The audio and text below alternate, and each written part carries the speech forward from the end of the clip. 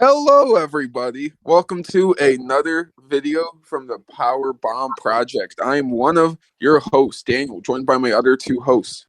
It's Berman. And Chris again.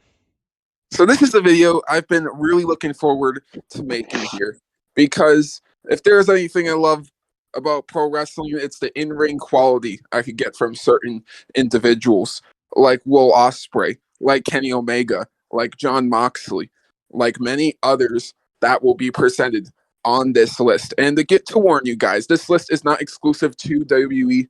This will also feature companies like AEW, New Japan Pro Wrestling, AAA, Impact, GCW. Yes, I really went exploring throughout this entire year, throughout nearly every company I could find to make this list, as proper as it can be. Rev Pro, NXT, the list goes on, people. So, I will say, if you want to know 10 honorable mentions, we will be putting that right in the description below. I will be mentioning just a few right now of those 10. One of them, of course, being from Supercard of Honor, FTR versus the Briscoes, that started one of the biggest rivalries of the year to promote Ring of Honor. And, I feel like in that sense, it delivered. It really delivered. And then another honorable mention would be from All Out. It would be Kenny Omega and the Young Bucks versus Adam Page and the Dark Order. It's a fantastic finals to the first ever trios tournament to determine the first ever trios champion. And then the final honorable mention I will be mentioning right now is Sami Zayn versus Johnny Knoxville in a no holds barred jackass style match at WrestleMania Night 2. Even though I really wanted to put this on the top 25, I know deep down I just couldn't. The matches on here are just too damn good. But I sincerely love the hell out of Sami Zayn versus Johnny Knoxville. So, anyways, now let's go ahead and get started. Coming in at number 25, we got Sheamus versus Gunther for the Intercontinental Championship at Clash at the Castle 2022. Now, the WWE Intercontinental Championship is one of my favorite championships of all time. That championship helped legitimize guys like The Rock, Triple H, Randy Orton, many people. It took mid-carders and brought them to that next level. That was one of the great things the IC title was built for. And in this case, it feels like the IC title is kind of built for that yet again, especially with a champion as great as Gunther. Now, this match feels incredibly old school with hard hitting, striking, and classic moves. Gunther's chops are vicious, and Sheamus fights back with heart and Wales, which he lived by or lived in for a few years by what commentary said. So it kind of felt like a homecoming for him despite losing. This whole match cemented Gunther as the best Intercontinental Champion we've seen in a while, and it reminded people to care about the belt again. Sheamus is at his current peak. Gunther is at his current peak as well. You cannot get a bad match out of these two, even if they didn't try. Incredible old school match to kick off the list. And at number 24, it's going to be the Elite versus United Empire for the AEW Trios Championship Tournament semifinals. And I think this is one of the biggest introductions of the United Empire because at this point, when I first saw this match, I was kind of familiar with Will Ospreay, but not to the extent I am today from what Berman and Daniel has sent me throughout the year. But overall, it's a pretty solid match. I mean, you have the Elite doing their thing, and then United Empire are basically heels, so it's just like a heel versus heel, which pretty much showcases both sides very well. I mean, you have your typical like flips, you have like the Elite just taunting, you have like little moments of Kenny, and then a little tease at him fighting Will Ospreay, which is coming real soon. So I'm real excited for that. But this is overall, it's a solid match. I would have paid money to see this on a pay per view. There's nothing more I can say. But this is an excellent match.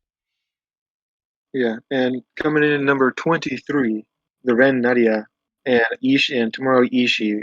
Uh, this was for the New Japan Pro Wrestling World TV Championship tournament, first round. I loved this match. I always loved Tomohiro. He's one of my favorites in New Japan Pro number 3.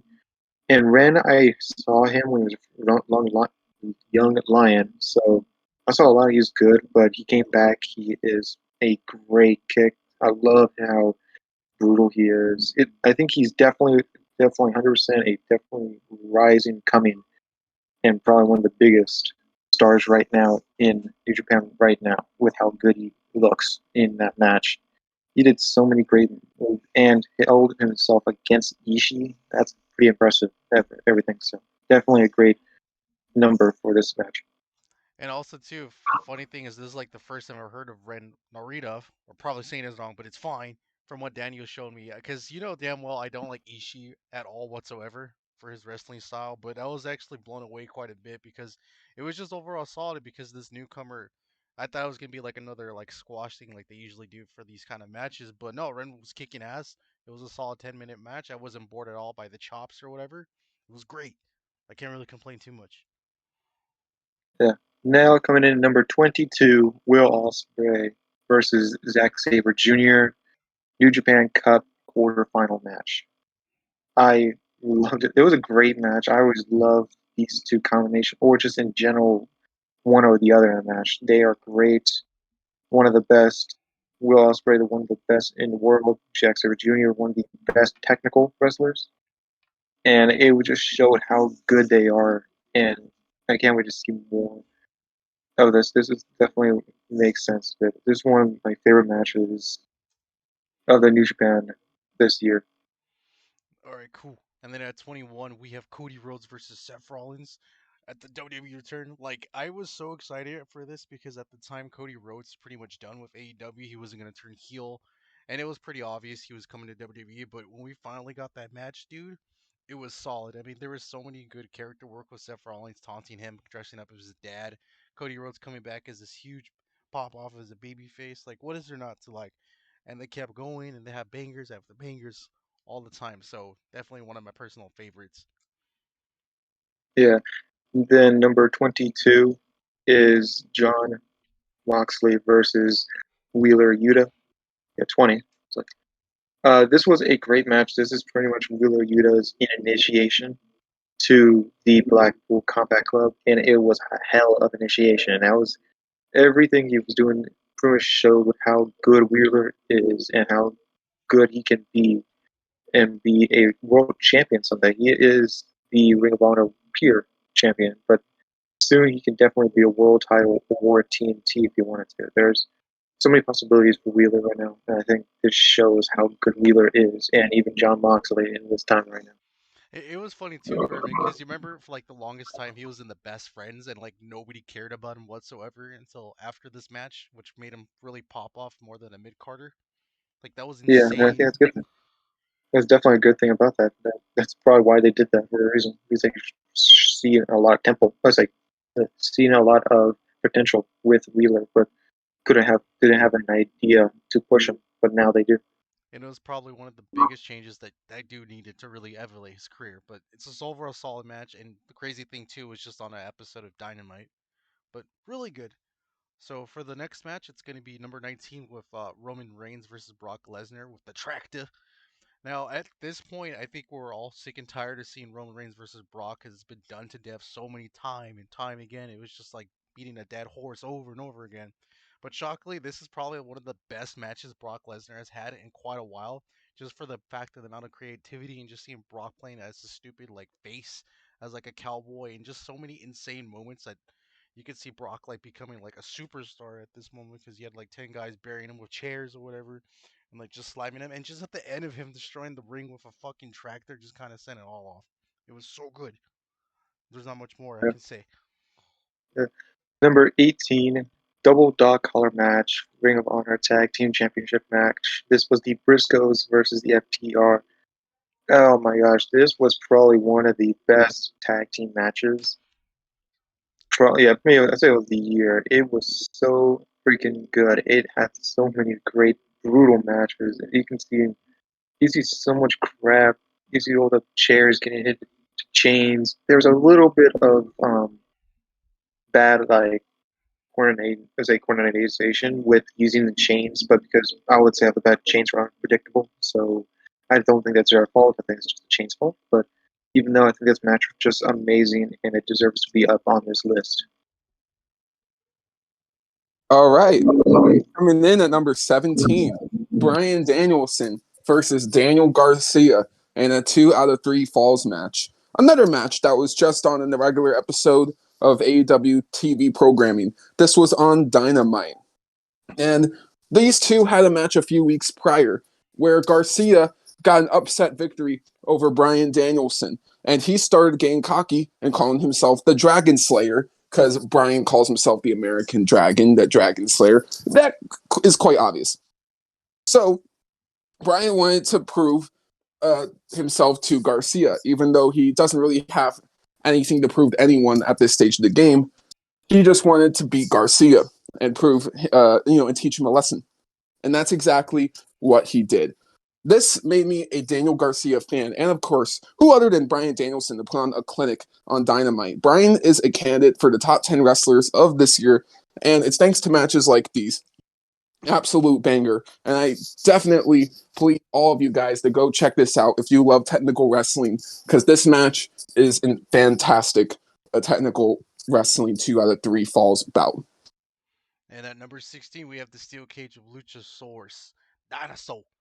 Well, what is there not to love, dude? It's a steel cage match. I mean, throughout the whole months of this building up between Christian Cage, Luchasaurus and Jungle Boy just going at it, and we finally had the hardcore steel cage match. And by God, they used like every single part of the cage. Nothing was amiss. I mean, there were probably like a few spots here and there where they messed up, but they recovered it smoothly. It was just dumb, clean fun, and like it was just a good demonstration, and it made Jungle Boy into a badass at this point. And I think they introduced his actual name right after the match, Jack Perry, to kind of like boost him more and more to be like more of a solo kind of guy than to move on with his Jungle Boy character. But overall, it's a decent match. I really enjoyed it. It's fun. Steel cage match. You can't go wrong with that. Good saying. Number 15, Ray Phoenix versus El Hijo Vikingo. I always mess up that name. The AAA Mega Championship match. This was a amazing match. I watched it. I guess the funny thing to me is the freaking announcers. I freaking love those announcers. I do. It just sounds like they're in a soccer game. It makes me laugh every time I hear them. But it's even though it was a freaking amazing match, seeing these two just go at it. You see all the moves that Phoenix does and all the flips that Vikingo does. And the thing that's kind of sucky about this is that Vikingo, he was an Impact for about maybe 3 months, but they never used him like properly. Everything they gave him was like very mediocre, nothing big. But this showed that he can be. He is probably one of the best luchadors out there, and this shows. And I think this was an amazing match, a really great luchador match. Absolute fact confirming, people. Coming in at number 14, we got CM Punk versus MJF. AEW Dynamite, February 2nd, which was, ironically enough, on my birthday, people. So I guess this was kind of like a nice little birthday gift AEW gave to me. So this is what I'll say. We can all be mad at CM Punk all we want. You know what? That's okay. But if you want to look me in the eye and tell me that AEW doesn't benefit with CM Punk in it, you're an absolute fucking liar. And this whole MJF story is the absolute evidence of that. This is one of MJF's best nights in AEW history. And again, it's when he beat CM Punk twice. Sure, dirty both times, but MJF always wins dirty. That's his character. He even did it in his home in Chicago. That makes it even the bigger deal. Punk was undefeated in AEW, and MJF was the guy to take him down. Leading into this match, you had incredible promos, and that led to these two bringing the best out of each other on the mic, in the ring, in all areas. MJF was able to, unlock that, more aggressive side we all wanted to see out of Punk more when he got into AEW. And Punk brought that main event player out of MJF that was waiting to, burst out in multiple feuds, whether it was Mox, Jericho. It seems like, none of them really was his calling, but this feud was finally MJF's calling. So, seeing CM Punk bring back the Pepsi Plunge, beautiful thing. The crowd chanting one more time for the series of power slams from Punk was funny. So was the chop from the fan to MJF. These two wrestled for nearly 40 minutes in a standard match, and it was worthy of being that long. It was old school, but it was just overall outstanding pro wrestling. And I Now, oh, oh wait, what? and one last thing I'd like to add, since we got this category together, sir, that Oh yeah, overall, like I may be a hater of CM Punk, as you can constantly see throughout the channel, but I'm gonna admit it's a damn good match, and all the points being with Daniel saying it's just classic good fun. And anything, I think it kind of elevated MJF to be more of a star than he is now by defeating CM Punk and kind of made him more of a legitimate pillar that he call himself like during the beginning of AEW. It was just a great send off. It was a good match, probably one of CM Punk's best matches I've seen so far. If he comes back, hopefully he does, and they can become best friends or whatever. But it's a good match. yeah. So, my bad on that, yo. Number 13, Seth Rollins versus Matt Riddle inside the fight pit. So this was the main event of Extreme Rules. And I gotta say, Punk versus MJF might have been my favorite rivalry of the year. But Riddle versus Rollins may have been my second. Just, they had only 2 matches in their feud. One at Clash of the Castle, which was also amazing. But you got this one, which was even better.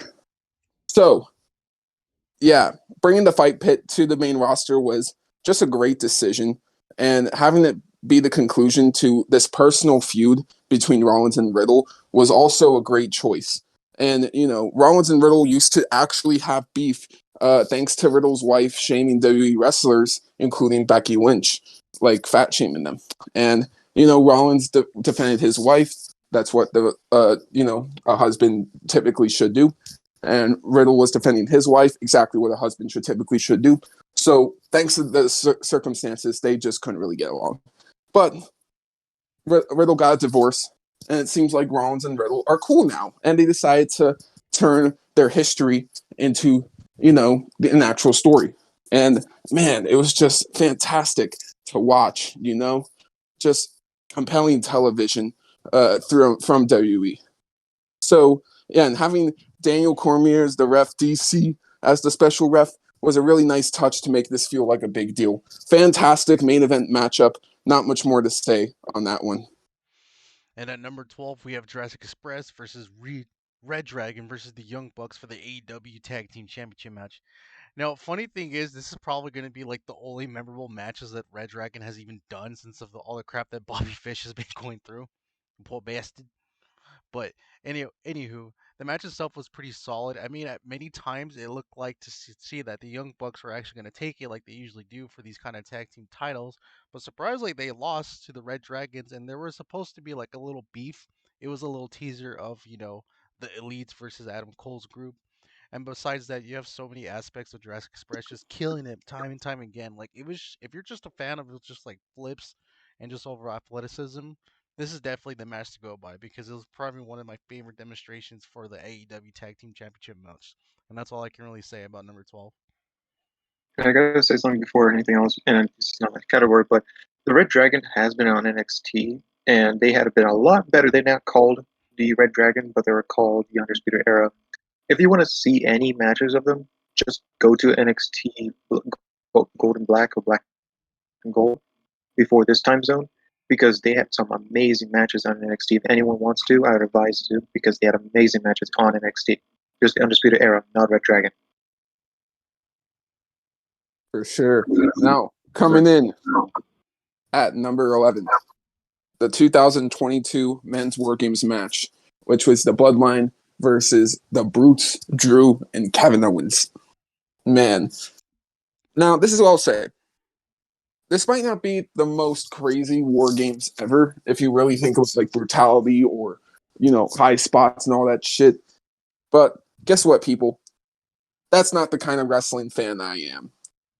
I, more than anything, prioritize storytelling. Yes, you could give me brutality, you could give me great spots, and I'll remember all of that, and that'll be great and all. But if you're able to pull me in and make me care about the characters that I'm watching, the story that I'm, taking in, if you make me really care, get me emotionally invested, It doesn't happen very often in wrestling, but if you're able to do it, especially in times like this, then you got me. You got me all the way through.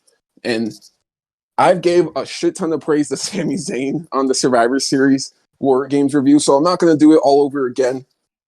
But all I'll leave it at is that he was, in my opinion, the best part of this, without a doubt. And yeah, you have Solo just looking like a monster, no selling super kicks. And, that's just cool and all. You got Drew, looking like a beast at times as well. And that was cool. And even though Drew's more of a background player to KO, Sami, and the rest of the bloodline, he definitely plays a part in it all as well. And, he just simply has fun. And I can't go against that. And, you got Sheamus also kind of there for that similar purpose, the kind of just players to elevate the story, but also give great wrestling as well. So, yeah, all I have to say is that if you still don't like Sami Zayn after this, I don't know what the hell to tell you. Just, yeah, KO nearly pinning Roman was, just crazy.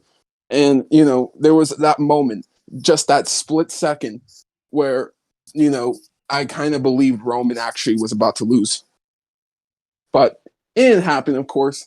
Roman hasn't lost in 3 years. And we are recording this before SmackDown tomorrow, just in case if Cena and Owens do actually beat Roman and Sami. That means his 3-year record was broken then. But if he wins tomorrow, then yeah, he's walking into 2023, still with 0 loses. So, and that's what that's all about. So, now I think that's perfection. But let's move on.